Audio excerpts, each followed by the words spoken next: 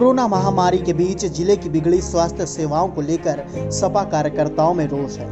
Corona काल में जिले की चरमराई स्वास्थ्य व्यवस्था को दुरुस्त कराने की मांग को लेकर सपा के वरिष्ठ नेता व पूर्व ब्लॉक प्रमुख नवाब सिंह यादव सोमवार को कलेक्ट्रेट परिसर पहुंचे, जहां पर उन्होंने बदहाल स्वास्थ्य सेवा को लेकर सांकेतिक अनशन पर बैठकर विरोध प्रदर्शन किया। अनशन पर बैठे सपा नेता के भाजपा सरकार पर हमला बोलते हुए कहा कि जिस तरह जिले के एक ही शमशान घाट के आंकड़े सामने आ रहे हैं तो मौतों के पिछले सारे रिकॉर्ड तोड़ चुके हैं। अगर प्रशासन जिले के सभी शमशान घाटों का आंकड़ा ले ले तो यह आंकड़ा हजारों में होगा, लेकिन जिला प्रशासन सही आंकड़ों को छुपा रहा है। जिले में ही नहीं, भाजपा सरकार पूरे देश में कोरोना से हुई मौतों का सही आंकड़ा छिपाकर अपनी नाकामी छिपा रही है। साथ ही उन्होंने कहा कि सरकार की लापरवाही के चलते आम जनमानस को इसका खामियाजा भुगतना पड़ रहा है। उन्होंने स्वास्थ्य मंत्रालय पर भी हमला बोलते हुए कहा कि अगर सही समय पर मेडिकल कॉलेज तिरवा में ऑक्सीजन प्लांट शुरू हो गया होता तो शायद जिले की स्थिति इतनी भयावह न होती। ऑक्सीजन की कमी के चलते लोगों की जान जा रही है। उन्होंने कहा कि ऑक्सीजन प्लांट जल्द से जल्द शुरू न हुआ तो अनिश्चितकालीन अनशन पर बैठने की चेतावनी दे रहे हैं।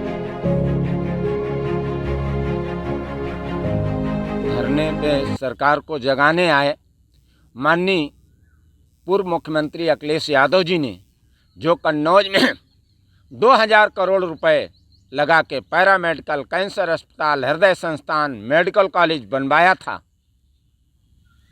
लोग वहाँ गैस ऑक्सीजन के अभाव में मरते रहे, तड़पते रहे।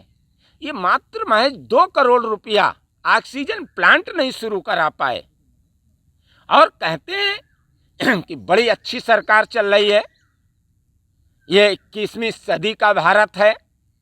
आप देखें, हमें शर्म आनी चाहिए 21वीं सदी के भारत पे। पाकिस्तान हमारी मदद कर रहा है, भूटान हमारी मदद कर रहा है, बांग्लादेश हमारी मदद कर रहा है। हम लाचार हैं। हमने वो मंजर भी देखा है कि जब लोगों के सामने, माँ के सामने उसका बेटा तड़प के मर रहा था, भाई के सामने उसका पिता और भाई मर रहा था, हम हाथ पे हाथ धरे बैठे थे। सरकार कुछ नहीं कर पा रही थी। लोग परेशान थे। लोग मेरे पास फ़ोन करते थे, बचा लो मेरे भाई को, बचा लो मेरे बेटे को। लेकिन जब हम मेडिकल कॉलेज फ़ोन करते थे, जिला अस्पताल फ़ोन करते थे, तो कहीं आईसीयू की व्यवस्था नहीं थी, वेंटिलेटर की व्यवस्था नहीं थी, ऑक्सीजन की व्यवस्था नहीं थी। अधिकारी लाचार थे, क्या करते? कुछ नहीं किया जा सकता था और लोग मरते रहे। सरकार हाथ पे हाथ रख के बैठी रही। अब तो जागो मेरे सरकार, ऐसा ना हो कहीं तीसरी लहर आ जाए और आप थाली और उसके चक्कर में कोरोना को भगाते रहें, थाली ताली से व्यवस्था ना करें और सब लोग निपट जाएं। बड़ा बुरा दौर देखा है।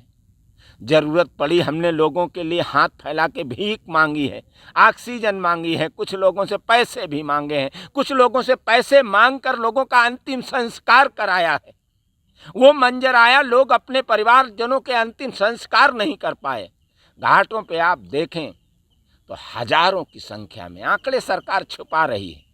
इसलिए सरकार को जगाने आए हैं और अगर सरकार न जागी तो हम समाजवादी लोग अन्याय के खिलाफ लड़ाई लड़ेंगे। हर जोर जुर्म की टक्कर में संघर्ष हमारा।